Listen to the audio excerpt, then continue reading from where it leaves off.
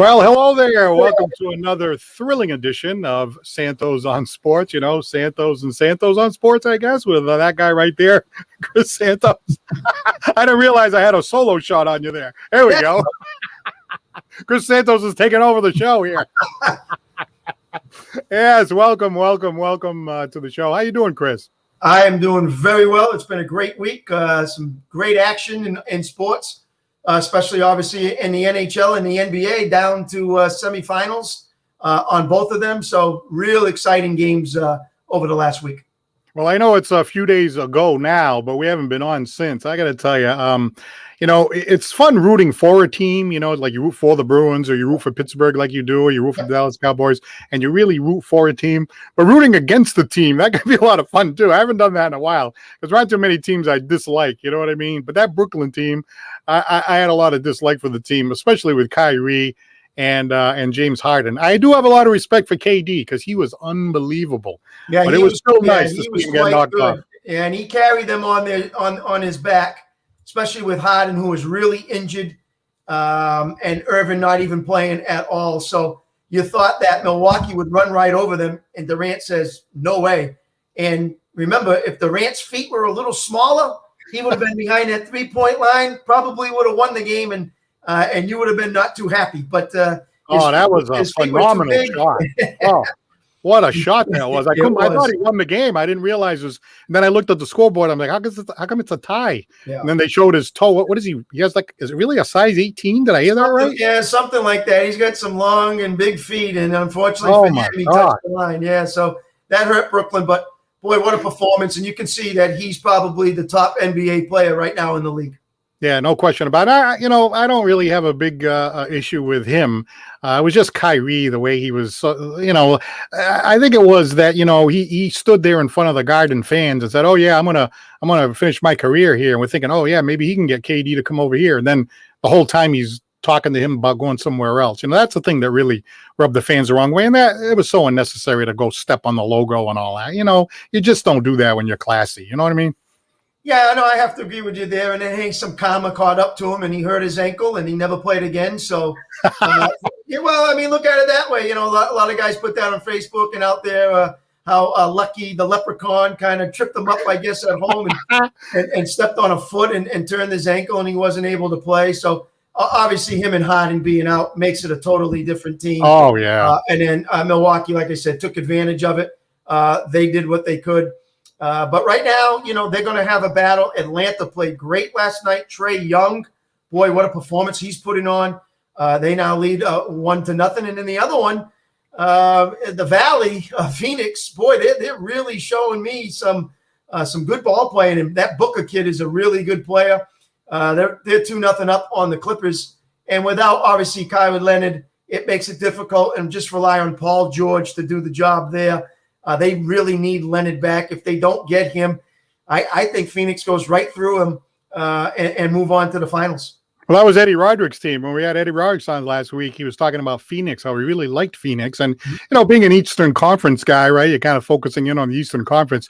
I haven't seen a lot of their games, but I was watching the other game the other night, and I was like, wow, these guys are good. These guys could win the whole thing.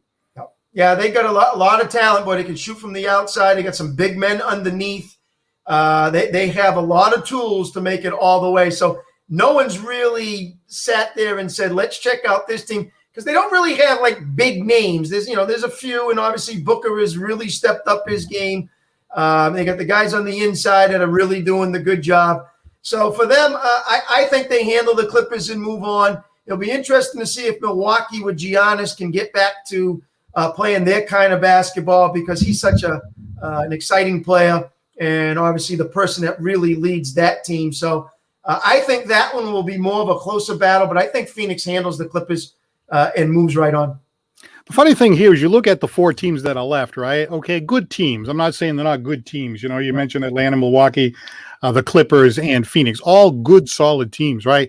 But now that LeBron's out of there, and the super team of Brooklyn is out of there, and Philadelphia is out of there, I'm thinking, oh, my God, the Celtics could have been right there if they could have just not, had the unraveling of the whole locker room situation and how things aren't getting along over there. They could have been there. Yeah, they could have. I guess I can agree to that. So, what they do, they make a change and Ainge leaves and Brad moves up. And I guess according to sources, they've got themselves a head coach. And that's the next step to getting them back to the playoffs and hopefully back to winning a championship. So it looks like they have themselves a new head coach. I think they're finalizing the deal. It's in the works. Right. Hopefully they'll be introducing him. But yeah, I agree. It's one of those where you sit back and say, it could have been the Celtics year with a lot of these teams, folding and not doing as well. Okay, yeah. But let's give Atlanta a lot of credit, boy. They really stepped up their game. And even Milwaukee, fighting hard, even when some guys were injured, took advantage of Brooklyn and win when you're supposed to win. And they did it. So let's see if the Celtics can turn it around. And we'll speak of, I believe it's Ime Udoka, right, supposed to be the new head coach of the Boston Celtics. Sounds like he checks a lot of boxes in terms of the positives. It looked like he got along very well with the Celtics three there, Brown, Tatum, and Marcus Smart when he coached the USA team. And he was assistant coach at Brooklyn. And, the players seemed to like him. And, maybe he's able to reach through to these guys where Stevens couldn't.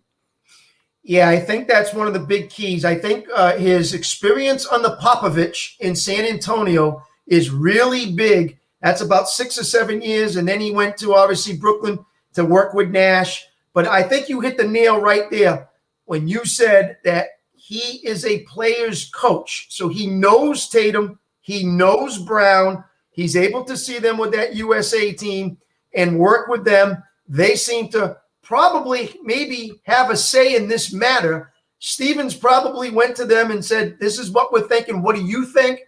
And probably they came up and said, yeah, sounds like a good idea to me to go get this guy. And I think he's a player's coach more than anything else. Listen to Wojnarowski on ESPN and some of the other guys on the radio and TV saying the same thing. It's not a Boston guy per se, Paul, that it's a Celtics guy, anything like that. It's outside the system. Maybe it's a fresh start. Maybe that's something they need instead of having, one of them guys behind them. And hopefully he can relate to them, get a good system, get the organization back where it belongs, into the playoffs, and hopefully winning championships. All right. And let's move over now to hockey if we could. I'm looking at the teams that are left over there.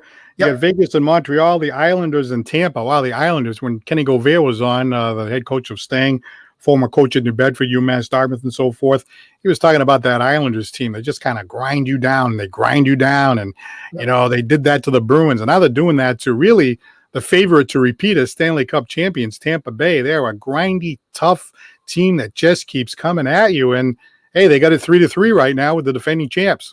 They do. And Kenny hit it on the nail when he talked about a team that grinds and hits you. This team hits you. Yeah. They got 3 out of the top 4 guys in hits in the playoffs on the New York Islanders with Clutterbuck and Siakis. They got guys that just take it to you.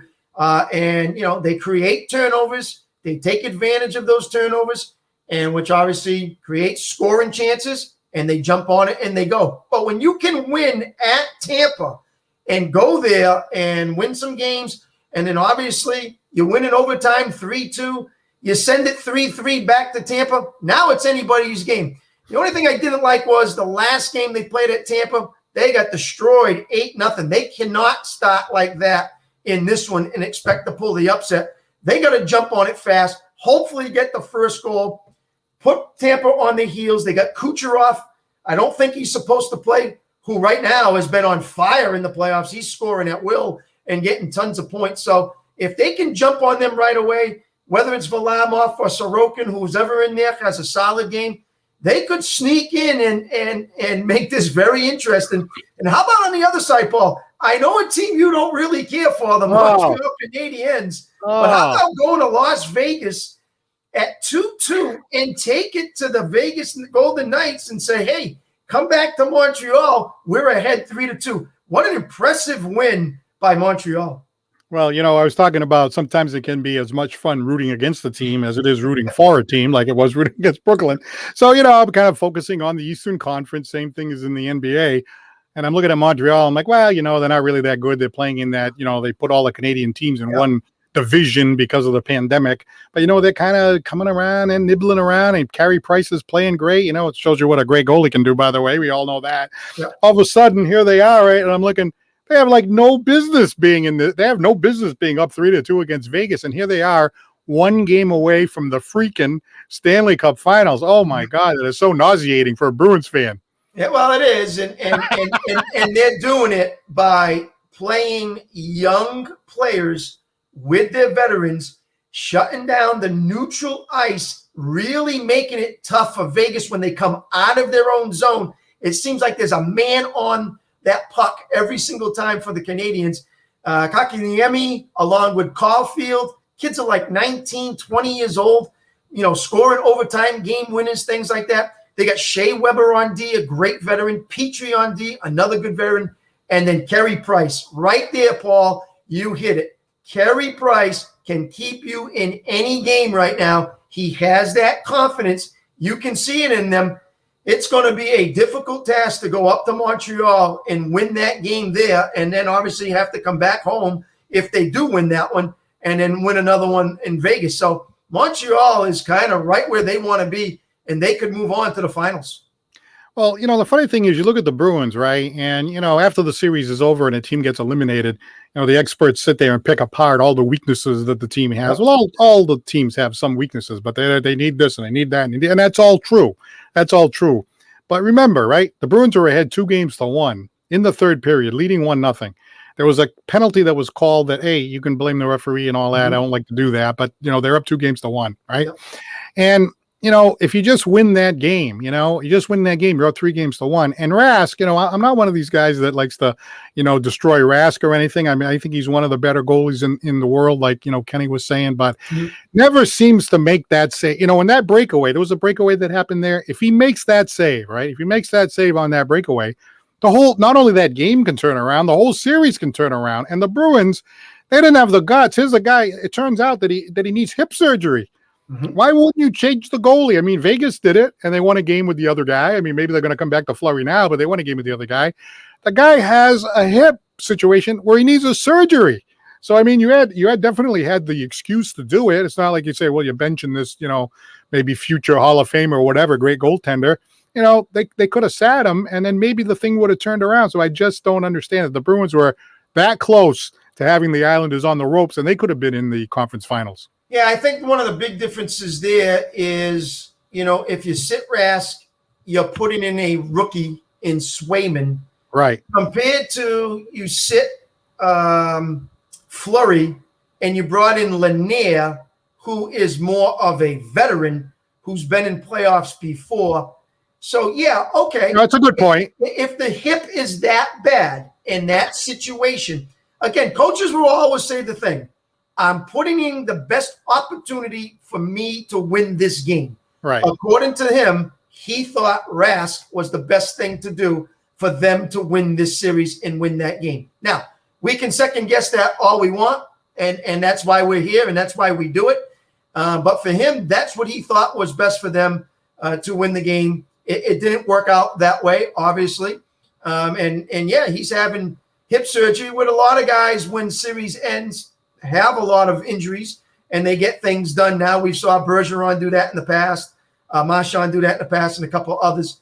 But for them, unfortunately, they didn't take that shot like the Islanders have with Sorokin, or obviously what Vegas has done and with Lanier. So now Vegas has to turn back and say, well, what do we do for Game 6?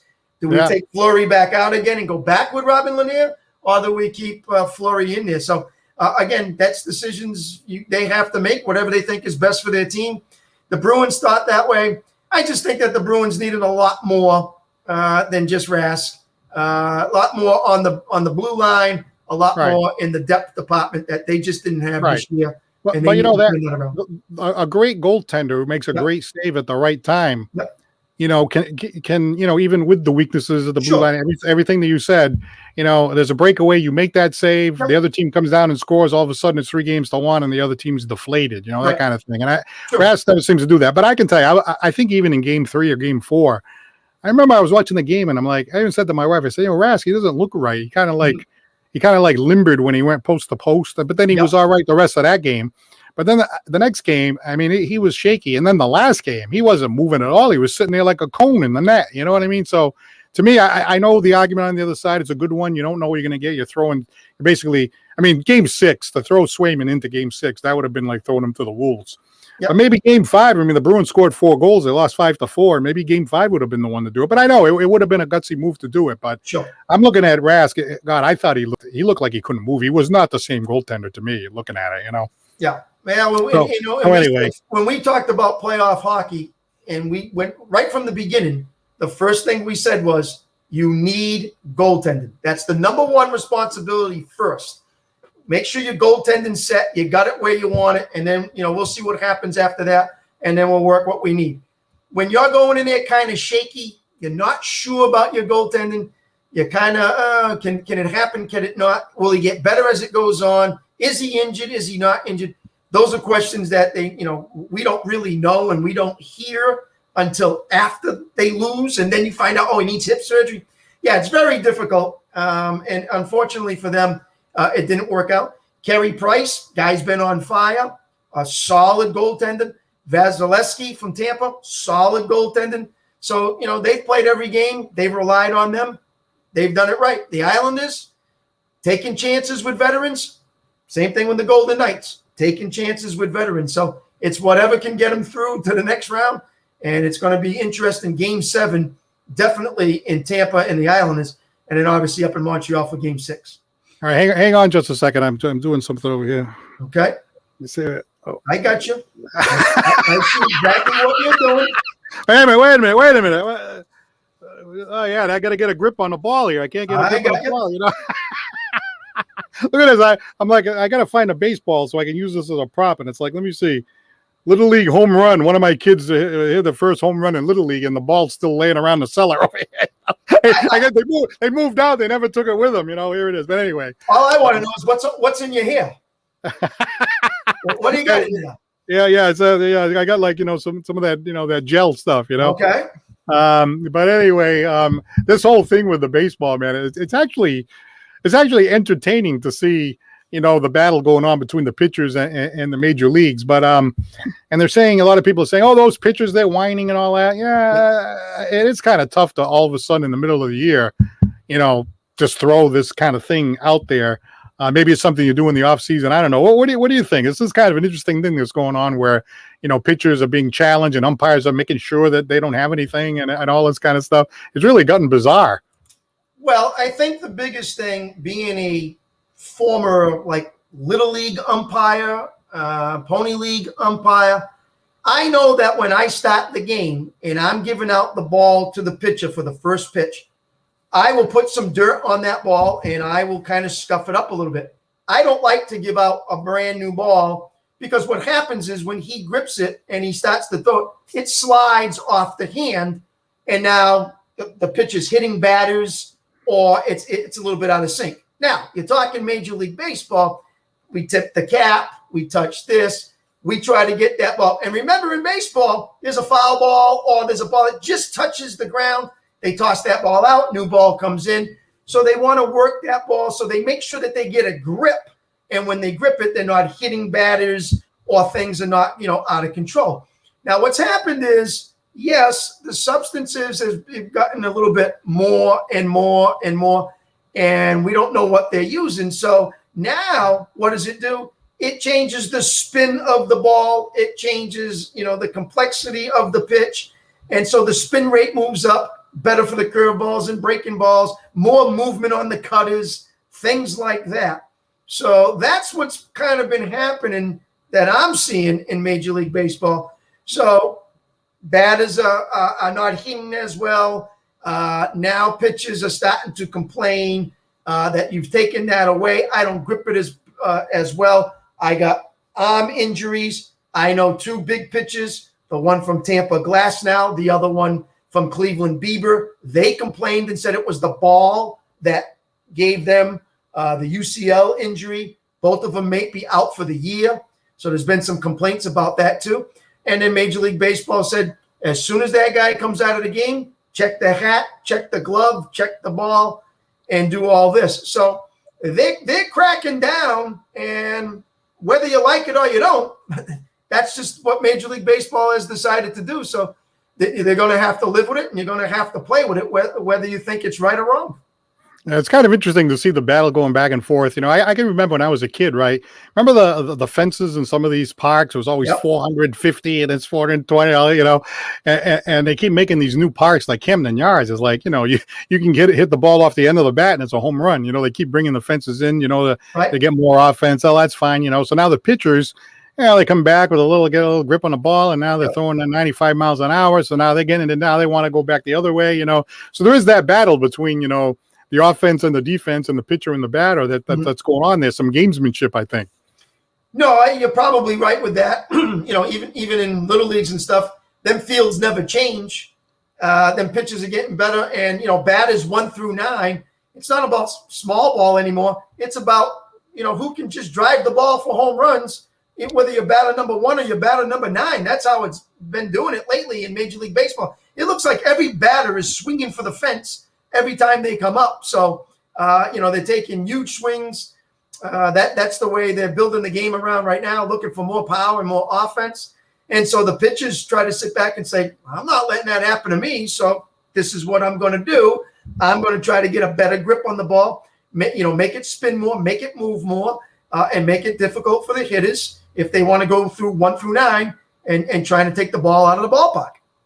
Well, Chris Santos is in demand this afternoon, not only for Santos on Sports, but you're about to leave here and call a very important volleyball game. That sounds like fun. Yeah, the MIAA decided to, this spring, set up a tournament for all spring sports, which they have not done, obviously, in the winter and the fall because of COVID. But MIAA says, okay, what we're going to do is any school can enter. We'll set up the brackets. We'll do it. And we'll host it. So they seeded it. And so today at 5 o'clock, I got to be at Dartmouth High School for a boys high school volleyball game between New Bedford Volk, who's the 4 seed, against the number 5 seed Brockton Boxers. And I believe it's the quarterfinals or semifinals. I'm not really sure which one. And it's on a neutral site. So I got to leave here and head right down to Dartmouth High and call that game for the New Bedford Cable Network. I had Volk the other night in a played BC High 4 versus 13. Volk looked very strong, went right through them in three sets. So it'll be interesting to see how they do against Brockton, who's beaten them once this year, and Volk won the other one. So they split against each other. Oh, wow. So it'll be nice to see this one. I think it could go 4 or 5 sets and be kind of a dramatic finish.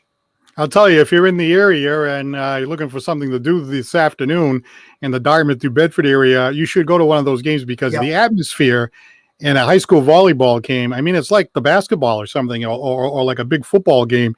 It is phenomenal. I mean, the crowd gets into it, the fans get into it. They get the cheerleaders, and they got the schools there, and the music, and the whole thing. I mean, it's quite something to see. I've been to a number of those volleyball games. There's something else.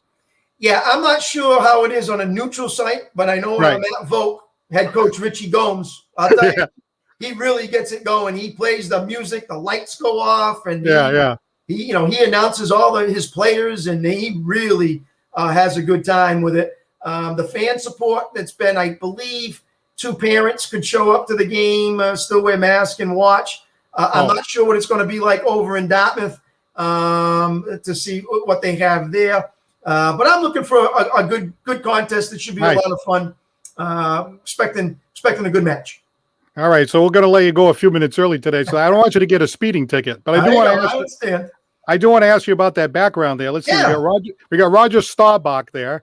Okay. Because he's a Dallas Cowboy. We got a Notre Dame on the left, and in the middle. Not that Pittsburgh Penguin stuff again. Is that Sidney Crosby? That is. That's he's soft. Right here, and then way over here is Mario Lemieux. Mario Lemieux. Jersey there. Staubach, that's actually a Navy jersey when he played for the Naval Academy.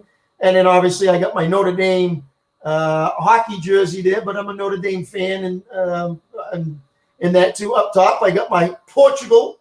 All right, that's what I'm talking about. World Cup hat and my Cowboys hat. on the other side. So I'm represented from everywhere, Paul. You know, it's Santos on sports. So that's what yeah, that's right. Wait a minute. Is that a stuffed animal over there? What's a stuffed animal? yeah. Well, you know, I gotta keep the wife happy. You know, she has her nieces and nephews over, and all my daughter's things when she was a kid, we still have for the nieces and nephews to come over and play. So this is like kind of a playroom as well, and we got a little bit of everything here. Well, we got some good guests lined up. Can we say who the guests are yet, or they haven't really committed yet? I haven't really got them solidified yet.